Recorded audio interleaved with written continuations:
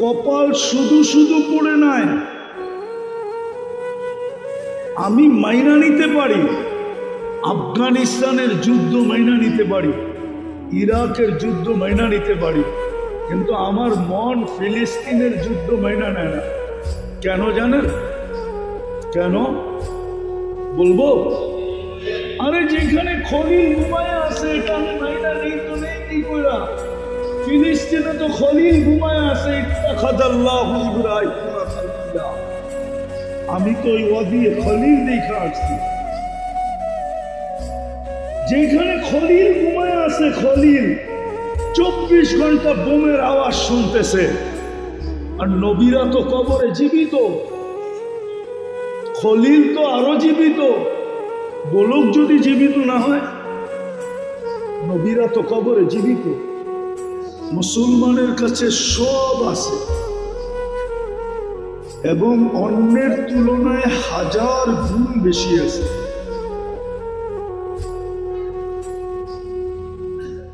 কিন্তু সবার জীবনে নাই, বিদায় আমি বলবো আমাদের জীবনও নাই। এটা আমার যোগ বিয়োগে মিলে না যে আমাদের জীবনে থাকবে না কেন। আমরা তো আল্লাহর পক্ষ থেকে মুসলিম ঘরে নির্বাচিত। আমাদেরকে মুসলমান হিসেবে নির্বাচিত করছে কে? কে? ভালো মতে বলেন। আল্লাহ বললে 40 নেকি মিলে কত? আল্লাহ যত খুলা বলবে তত বেশি ভিতরে ওপেন হবে। ভিতরে বোঝেন, হার্টের ভিতরে ওপেন হবে। যে যত বেশি আল্লাহ খুলা বলবে, মন খুলা আল্লাহ বলবে। আর আল্লাহ বলার 40 নেকি বাকি 40-এর মতো না। হ্যাঁ, সংখ্যায় একরকম, সংখ্যায় সমান। এখানেও 40, এখানেও 40, কিন্তু আল্লাহ বলার 40-এর গাঠি আমার বিশ্বাস যদি কবুল হইল, ওলামারা একমত হবে কিনা জানি না, সমগ্র জগৎ যদি মিজানের পাল্লায় দেওয়া হয় তো কিতাবে পাওয়া যায় একটা ডিমের সমান হবে, করতে পারবে না। আর আমার বিশ্বাস আল্লাহ বলার 40 নেকির গাঠটি এত বড় হবে যে মিজানের পাল্লা এটাকে ধরতে পারবে। উদাহরণ দিলে বোঝা যাবে, 1 মণ লোহার 1 মণ তুলা ওজনের সমান, ঠিক না? কিন্তু গাঠটি কত বড়, তুলারটা কত বড়? হ্যাঁ, একটু লম্বা করে টাইনা বলেন তাইলে বোঝা যাবে অনেক বড়। ঠিক আল্লাহ বলার 40 নেকির গাঠটিটাও অনেক বড়, যদিও সংখ্যায় কত 40। কেন? আল্লাহ নাম কার? হ্যাঁ, আল্লাহ কি শুধু আল্লাহর নাম? চলেন আল্লাহ নাম কার আগে দেখাই, আল্লাহর নাম কার। আমরা তো অ্যানালাইসিস করি না। মুসলমান আজকে চিন্তা হারা হয়ে গেছে, মুসলমানের ভিতরও চিন্তা ক্ষমতা হারায় গেছে। মুসলমানও অন্যের মতো এখন জোশে চলে, পুষে চলে না। এই জন্য ওলামাদের মাজমার সিলেটে বসে বলতেছে, একটু আগেই মনে হয় আপনারা আওলাদের রসুলের বয়ান শুনছেন, ঠিক না? ওনারই মামা আরশাদ মাদানী মুদ্দাজিল্লুল আলী এখনো জীবিত আছেন। আমিও ওনার ছাত্র। উনি পড়ায় সময় দেখা হইলে বলে যে তোমারে ওলামা আকল সে কাম নি লিখতে। হুজুর আবার রাগ হয়ে যায় কিনা? আসলে আমরা চিন্তা দ্বারা কাজ করি না। যেটা বুঝাইতেছিলাম, আমি যেটা বুঝাইতেছিলাম যে একটু অ্যানালাইসিস করতেছি। চিন্তা করি যে আমাদের আল্লাহ কে। আপনি যে বললেন আল্লাহর নাম আল্লাহ, আমিও মানি আল্লাহর নাম আল্লাহ, কিন্তু এত সহজে মানি না, আরো একটু ব্যাপকতার সাথে মানি। আল্লাহ কার নাম জানেন? যিনি রহমান, যিনি রহিম, যিনি মালিক, যিনি কুদ্দুস, যিনি সালাম, যিনি মুকমিন, যিনি মুহাইমিন, যিনি আসিস, যিনি জব্বার, যিনি মুতাকাব্বিরুল খালিকুল বারিকুল মুসাব্বিরুল গফফারুল কাহ্হারুল ওয়াহ্হাবুর রাজ্জাকুল ফাত্তাহুল আলিমুল কাবিজুল বাসিতুল খাফিদুর রাফিউল মুইজ্জুল মুদিল্লুস সামিউল বাসীরুল হাকামুল আদলুল লতীফুল খবীরুল হালিমুল আযীমুল গফুরুশ শাকুরুল আলিকুল কবীরুল হাফিজুল মুকীতুল হাসিবুল জলিলুল করিমুল রকিবুল মুজিবুল ওয়াসি الحكيم الودود المجيد الباعث الشهيد المقبول وكيل القوي المتين الولي الحميد الموصي المبدي المعيد المحيي المميت الحي القيوم الواجد الماجد الواحد الاحد الصمد القادر المقتدر المقدم المؤخر الاول والاخر الظاهر والباطن الوالي المتوالي البر التواب المنتقم العفو الرؤوف مالك الملك ذا الجلال والإكرام المقسط والجامع والغني والمغني المانع الضار النافع النور الهادي البديع والباقي الوارث والرشيد الصبور جل جلاله যিনি 99 পদের মালিক, ওনার নাম হলো আল্লাহ। শুধু আল্লাহর নাম আল্লাহ না, 99 পদের মালিক যিনি, ওনার নাম কি? ওনার নাম কি? উনি আমাদেরকে নির্বাচিত করছেন মুসলমান হিসাবে।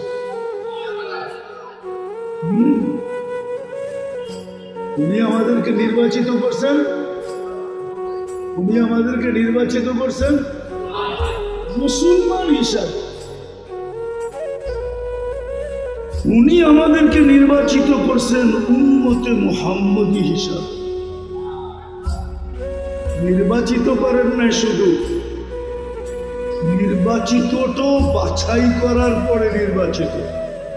আগে বাছাই করছেন, আগে কি করছেন? আরে বলেন না, আগে বাছাই করছেন, পছন্দ করে বাছাই করছেন। আগে কি করছেন? পছন্দ করে বাছাই করছেন।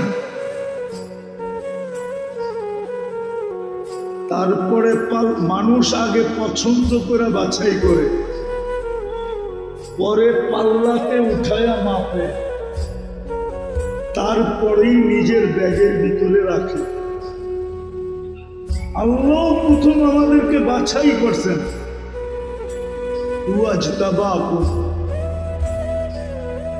তারপরে পাল্লায় মাপছেন, তারপরে আমাদেরকে উম্মতে মুহাম্মদী হিসাবে নির্বাচিত করছেন।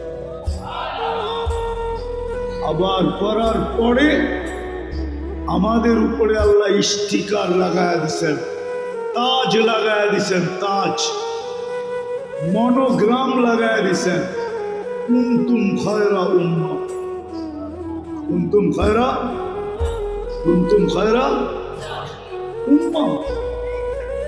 এই জন্যই বলতেছিলাম, 3 জিনিস সারা দুনিয়ার জীবনে নাই, কিন্তু আমার কোনো আফসোস নাই। কিন্তু আমাদের জীবনও যে নাই, এটাই হলো আফসোস। কেন নাই? 3 জিনিস সমগ্র দুনিয়ার কারো জীবনে নাই। কারো জীবনে পূর্ণতা, কারো জীবনে নাই। কি পূর্ণতা বোঝেন? আমাদের শূন্যতাই শূন্যতা। ভাবছিলাম একা আছি, মনে হয় শূন্য, 2 জন হইলে মনে হয় পূর্ণতা আসবে। হয়ে গেল 2 জন, কিন্তু হইতে না হইতেই দেখলাম যে শূন্যটা আরো বড় হয়ে গেল। কি মনে হয় বোঝেন নাই? মনে হয় যুবক একা আছে, ভাবতেছে আরেকজন সাথে হইলেই মনে হয় পূর্ণতা আসবে, ঠিক না? নাহলে 14 তারিখে ফুল নিয়ে দৌড়াবে কেন? এই আশাই তো দৌড়াইতেছে, ঠিক না? ডেলি চ্যাট করবে কেন? মেসেজ দিবে কেন? ঠিক না? হোটেলে নিয়ে খাওয়াবে কেন? ঠিক না? বাড়িতে পার্সেল দিবে কেন? ও ভাবে আমি শূন্য, পূর্ণতা আরেকজন আসলেই আমি পূর্ণ হয়ে যাব। কি কি কিন্তু ও তো প্রবাদ বাক্য জানে না। বলবো লড়কি ও বুম হয় जो ससुराल में जाके फटती है। উর্দুতে প্রবাদ বাক্য আছে, মেয়ে হইল ওই বুম যেটা শ্বশুর বাড়ি যে ফাটে, এর আগে ফাটে না। তার আসল রূপরেখা তো বিয়ের পরে ফুটে ওঠে, এর আগে তো আর ফুটে ওঠে না। এর আগে তো ভালোই মনে হয়। নাইলে যুবকরা তো পাগল হয়ে 14 তারিখ মানাবে কেন? তারপরও মুসলিম যুবক যাকে আল্লাহ নির্বাচিত করে মুসলমানের ঘরে পাঠাইলেন, যাকে বাছাই কইরা পাল্লাতে উঠাইয়া তুইয়া ওজন কইরা উম্মতে মোহাম্মদী বানাইলেন, মনোগ্রাম লাগাইয়া দিলেন তুমি খায়রে উম্মতের, সেই উম্মতের যুবকরা এরকম করবে কেন? 31st নাইটে মাতাল হবে কেন? 31st নাইটে তো সিলেটের যুবকরা মাতাল থাকে, ঠিক না? না থাকে না? গলি গলি চলতে থাকে, ঠিক না? তো যেটা বুঝাইতেছিলাম, প্রথম নাম্বার হলো শূন্যতা। আমাদের সবার জীবনে শূন্যতা ভরা। কেউ বলতে পারবে না আমার জীবনে পূর্ণতা আছে। পূর্ণতা আছে। দ্বিতীয় হলো কারো জীবনে শান্তি নাই, সুখ নাই। কারো জীবনে সুখ নাই। সুখ কেন নাই? সুখের সমস্ত আসবাব তো আছে, উপকরণ তো আছে। সিলেটের কোন ঘর আছে যেই ঘরে কি সুখের উপকরণ না আছে? সব ঘরে সুখের উপকরণ আছে, কিন্তু কেউ তো সুখী না। কেউ তো সুখী নেই। কেক কাটে কেন জানেন? কেক কাটে না। কেক কেন কাটে জানেন? কেক কাটে রাগ হয়ে, যে আমি এত উপকরণ জমা করার পরেও যখন সুখী হইতে পারলাম না, আমার গায়ে হ্যাপি লেখা নাই, আমি সুখী হইতে পারলাম না। ও কেক, তোর গায়ে হ্যাপি লেখা, তুই থাকবি তো থাকবি কেন? এই জন্য আইনা কাইটা টুকরা টুকরা কইরা ওরে খায়া লইয়া বেলিশ করে দেয়, শুধু রাগের বশীভূত হইয়া, কিন্তু বলতে পারে না, মুখ দিয়া বলে না। রাগ হইয়া কেক কাটে এখন। সত্য। আসলে আমার কথাটা জিজ্ঞেস করেন অন্তরালে যায়, বলবে আসলেই হুজুর ঠিক বলছে। রাগের বশীভূত হয়ে কেক কাটে এখন। কেউ সুখী না, কারো জীবনে পূর্ণতা নাই, কেউ এখন সুখী না। সুখের উপকরণ সব আছে। যে লন্ডনে থাকে ও সুখী না, দেখে আসছি। যে কানাডায় থাকে ও সুখী না, দেখে আসছি। যে আমেরিকায় থাকে ও সুখী না, তাও দেখে আসছি। যে ইউরোপে থাকে ও সুখী না, ওটাও আমি ঘুরাই 2 চোখে দেখে আসছি। উন্নত থেকে উন্নত বিশ্বে যে থাকে সেও সুখী না। সবাই সুখী না, এটা আমি মাইনা নিলাম, কিন্তু আমি যখন তাকায়া দেখি যে এ কেন সুখী হবে না, এ তো মুসলমান হিসাবে আল্লাহর পক্ষ থেকে নির্বাচিত। ভালো মতো বোঝেন, কিন্তু ধ্যান দিয়ে শুনতে হবে, নড়াচড়া করলে বুঝে আসবে না, হই হুল্লা করলে বুঝবে আসবে না, বড় গভীর ধ্যান দিয়ে শুনতে হবে। হতে পারে দিলে গাঁথতে পারে। এ কেন সুখী হবে না? ও ভাই মাইকের আওয়াজ কমাও, মাইকারা কই? তো যেটা বুঝাইতেছিলাম যে ও কেন সুখী হবে না যাকে আল্লাহ নিচে নির্বাচিত করলেন। নির্বাচক কে? কে? আল্লাহকে, যিনি 99 পদের মালিক। 99 পদের মালিক যে আল্লাহ নির্বাচিত করলো, ও কেন সুখী হবে না? ওর জীবনে কেন শূন্যতা থাকবে? যাকে আল্লাহ উম্মতে মুহাম্মদী বানাইলেন, যার উম্মত হওয়ার জন্য নবীরা চোখের পানি জড়াইলেন।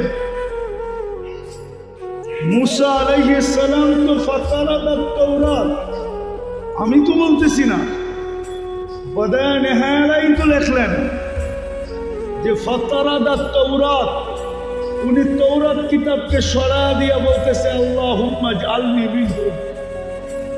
আল্লাহ কিতাব আমার দরকার নাই, আমাকে উম্মতে মুহাম্মদী বানায়া দেন। অথচ কালিমুল্লাহ, অথচ রসুল, অথচ যিনাকে আল্লাহ পার্সোনাল কিতাব দিছেন তাওরাত, আবার দিছেন, শুধু দিছেন না, নিজের হাতে লেখা দিছেন। কাতাবাত তাওরাত বিয়াদি, নিজের হাতে লেখা দিছেন। উনি তাওরাত কিতাব সরায়া বলতেছে ফাজআলনি মিনহুম, আমাকে উম্মতে মুহাম্মদী বানায়া দেন। কপাল তো এমনি পড়ে নাই। আজকে যে আমি যা বুঝাইতে চাইতেছি, সিলেটের মানুষ, কপাল এমনি পড়ে নাই। কপাল শুধু শুধু আমাদের পড়ে নাই। যতই আমরা চিল্লাই না কেন, যতই আমি বলি না কেন আমরা বড় ঠিকাদার, আমরা বড়। আমি হুজুরের কথা শুনতেছিলাম, হুজুর কি বুঝাইতেছিল আমি বুঝতেছিলাম। কপাল তো এমনি পড়ে নাই, কপাল শুধু শুধু পড়ে নাই। আমি মাইনা নিতে পারি, আফগানিস্তানের যুদ্ধ মাইনা নিতে পারি, ইরাকের যুদ্ধ মাইনা নিতে পারি, কিন্তু আমার মন ফিলিস্তিনের যুদ্ধ মাইনা নেয় না। কেন জানেন? কেন বলবো? আরে যেখানে খলিল ঘুমায় আছে, এটা আমি মাইনা নেই তো নেই কি কইরা? ফিলিস্তিনে তো খলিল ঘুমায় আছে। আমি তো ওই ওয়াদি খলিল দেখা আসছি। যেখানে খলিল ঘুমায় আছে, খলিল 24 ঘন্টা বোমের আওয়াজ শুনতেছে, আর নবীরা তো কবরে জীবিত, খলিল তো আরো জীবিত। গোলক যদি জীবিত না হয়, নবীরা তো কবরে জীবিত। মাইনা নিতে পারতেছি না, মনকে মানাইতে পারতেছি না যে এইখানে কেন যুদ্ধ। এইখানে তো খলিল শুয়ে আছে। আমার ব্যথা হয়তো আমি আপনাদেরকে বুঝাইতে পারতেছি না। কেমনে? আমি তো সিলোটি না, কেমনে বুঝাবো? আমি তো ঢাকার থেকে আসছি, আমি তো বুঝাইতে পারতেছি না যে যেখানে খলিল শুয়ে আছে, খলিল, হ্যাঁ, যেখানে খলিল শুয়ে আছে।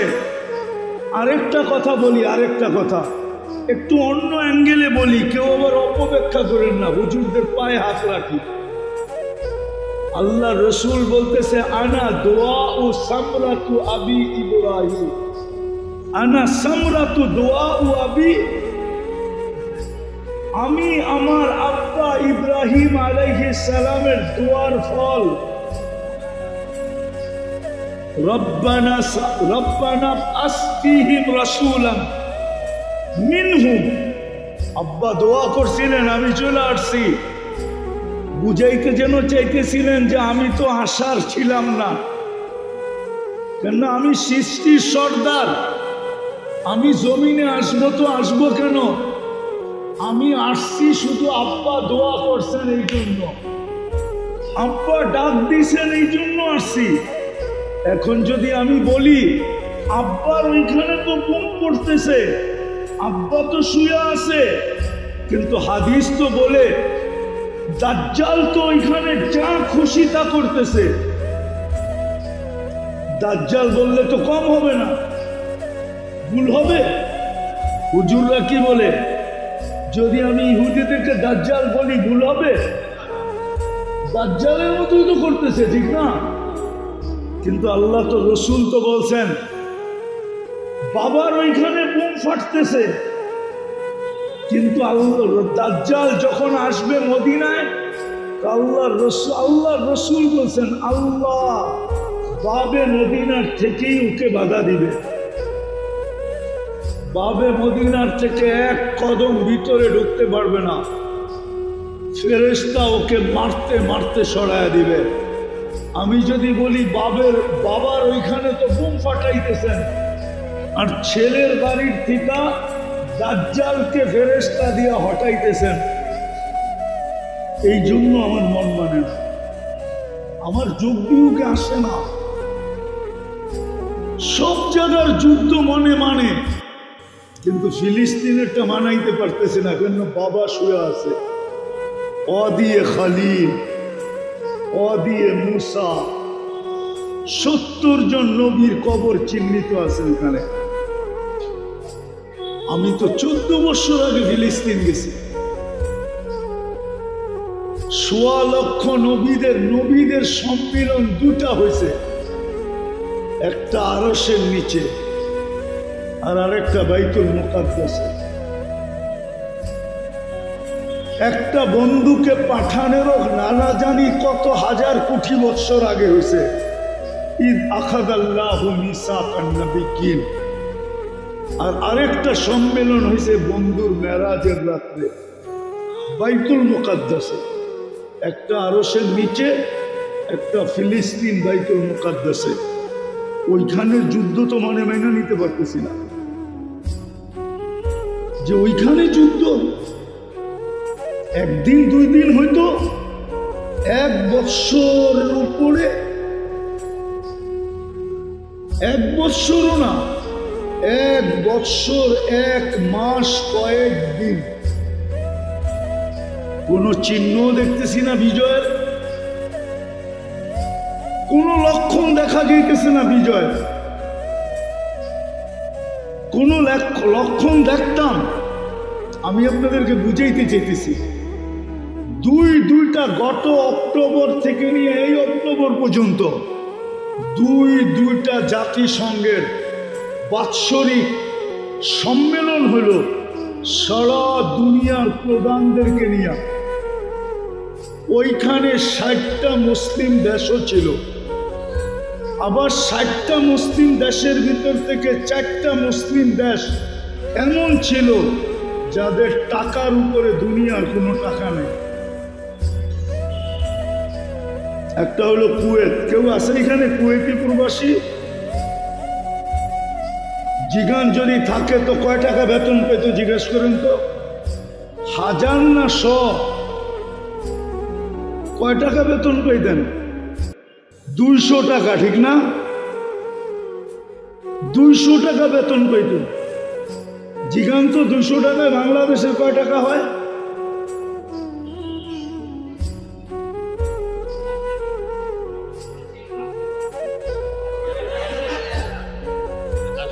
$80,000 টাকা হয় 200 টাকায়। পড়ায় বর্তমানে $800। কত? ওই দেশও তো এই সম্মেলনে ছিল। বাহরাইনের প্রবাসী যদি থেকে থাকে, ওকে জিজ্ঞাসা করেন তো কয় টাকা বেতন পেত? 100 না 100 নিচে? আছে কেউ বাহরাইনের? নাই। চলেন ওমানের কেউ আছে? ওমানেও তো 200 টাকা বেতন পাইলে বাংলাদেশের। 250 টাকা বেতন পাইলে বর্তমানে বাংলাদেশে 70 থেকে 80,000 টাকা। আরেকটা হলো ব্রুনাই। কিন্তু ছোট একটা নিন্দা প্রস্তাব এই 2 বৎসরে 60 দেশের কর্ণধাররা, রাষ্ট্রপ্রধানরা, যাদের কাছে এত বড় বড় টাকা, ছোট একটা নিন্দা প্রস্তাব পাশ করাইতে পারে না। বলো হুজুররা তো আমার চেয়ে ভালো, প্রোগ্রামও বেশি, কথাও বলেন ভালো, বিভিন্ন সংগঠনের সাথেও সংযুক্ত। আমি তো বিলকুল খালি আব্দুল্লাহ, আমার লোকে কাও।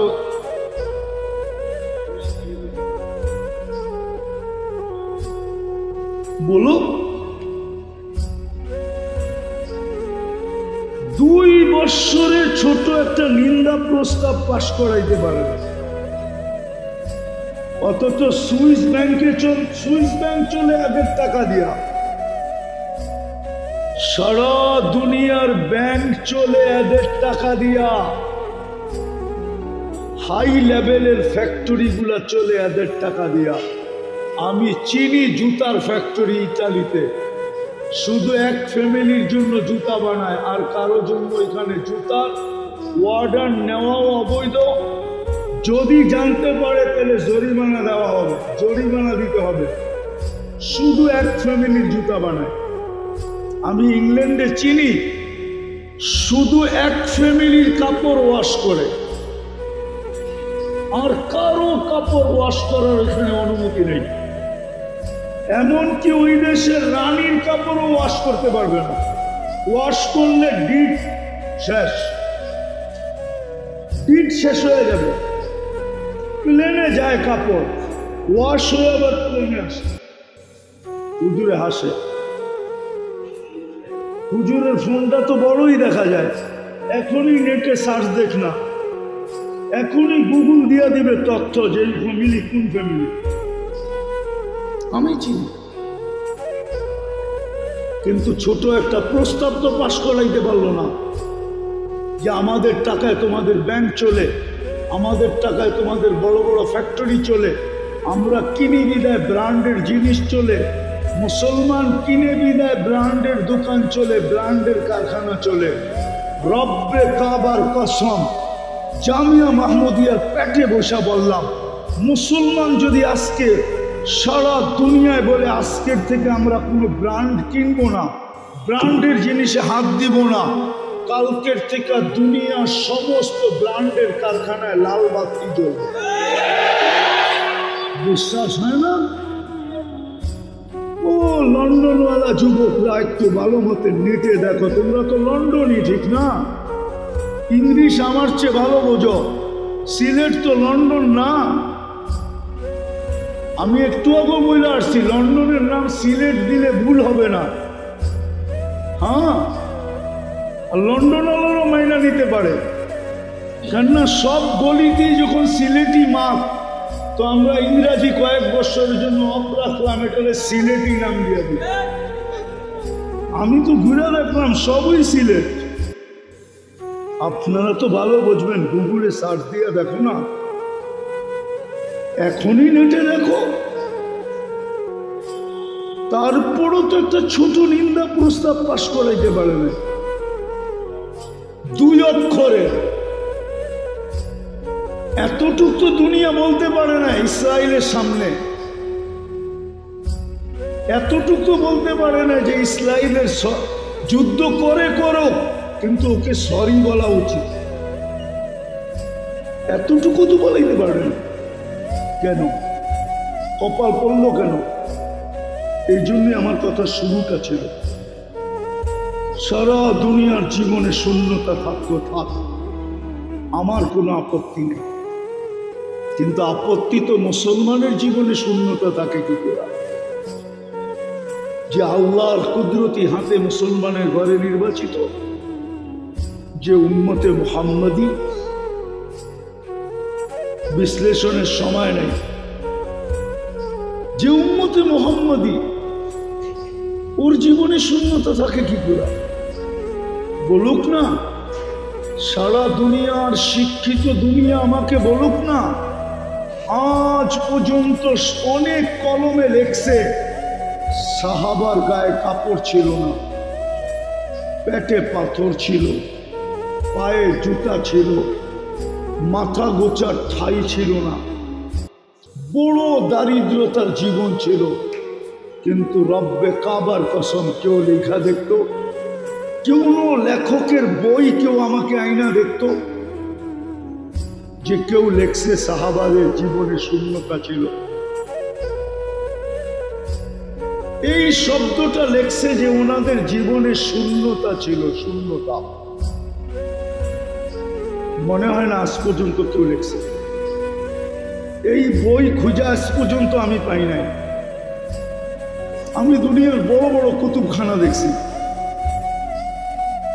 ঘুরতে ঘুরতে বড় বড় কুতুবখানা দেখছি, কিন্তু আজ পর্যন্ত কোথাও খুঁজে পাই নাই কেউ লেখছে সাহাবাদের জীবনে শূন্যতা ছিল। কি ছিল? কি শূন্যতা বোঝেন? হ্যাঁ হ্যাঁ, আরে বোঝেন কি? ওই ডিম আর কি, ডিম, এটার নাম শূন্যতা? কারো জীবনে হায় হায় ছিল না, হায়, কোনো শূন্যতা ছিল না। যদি শূন্যতা থাকতো তো মাসের পরে মাস চুলা না জ্বলার পরেও স্বামী যখন খালি হাত ঘরে ফিরত তো ফাতেমা রাদিয়াল্লাহু তাআলা আনহা সাররাত তাবাসসামাত, এই দুটাকে এক জায়গায় মিলাইতেন তো মিলাইতেন কি করে? সাররাত ওয়া তাবাসসামাত। আলী ঘরে ঢুকতে দেরি, মুচকি হাসি দিতে দেরি করতেন না, আর খুশিতে আত্মহারা হইতে দেরি হইতেন না। এটা কি করে হতো? বুঝে আমাদের জীবনে শূন্যতা। আর দ্বিতীয় হলো আমাদের কারো জীবনে সুখ নাই। কি নাই? উপকরণ আছে কিন্তু সুখ, সুখ, সুখ। আমাদের কারো জীবনে শান্তি নেই, অশান্তিতে ভরা। আমি কথাকে গুছায় নিয়ে আসতেছি, ঘড়ির কাঁটা আমাকে অনুমতি দিতেছে না যে লম্বা করুন, এই জন্য কথাকে গুছায় নিয়ে আসতেছি। তিনটা না থাকার কারণ কি? না থাকার কারণ কি? কেন নাই? কেন? আরো অনেক জিনিস নাই, কিন্তু মৌলিকভাবে আমি তিনটাকে নিলাম। যে পূর্ণতার আশায় দৌড়াইতে দৌড়াইতে দৌড়াইতে দৌড়াইতে দৌড়াইতেছি তো বটে, কিন্তু আমি যত সামনে যাই পূর্ণতা আরো দূরে যায়, শূন্যতা পিছের থেকে আরো বাড়তে থাকে। সুখের উপকরণ যতই কিনতে থাকি কিন্তু সুখ আমার থেকে দূরে যেতে থাকে। সুখই জীবনের পরিধি বাড়তে থাকে। শান্তি তো আমাদের জীবনে নাই, যেটাকে সুখ শান্তি বলে কারো জীবনে নাই। আমি আজকেই বলতেছিলাম, দেখতেছিলাম, আমি যাইতেছিলাম দ্বিতীয় প্রোগ্রামে, তো তিনটা ছেলে মোটর সাইকেলে একসাথে যেতেছিল। ও যেইভাবে আমাদের গাড়িটাকে ওভারটেক করলো, আমি ভাবতেছিলাম ওরা মনে হয় দুনিয়ার থেকে বিরক্ত হয়ে গেছে। দুনিয়ার বেশি দিন কি থাকতে চায় না, দুনিয়ার থেকে ফিরে গেছে।